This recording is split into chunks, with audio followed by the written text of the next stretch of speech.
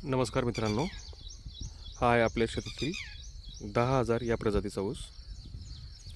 आज लावून याला 5 महिने पूर्ण होत आलेत. जो आपण हा नोव्हेंबर महिन्यामध्ये लावला होता. आतापर्यंत त्याला 4 पाणी पूर्ण देऊन झालेत. आणि याच्यामध्ये तुम्ही बघू शकता की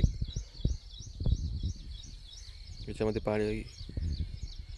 पाळी देखील मारलेली आहे किंवा याच्यामधली खुरपणी पाळी देखील केलेली आहे. आणि कालच याच्यामध्ये युरिया देखील त्याला देण्यात आलेला आहे.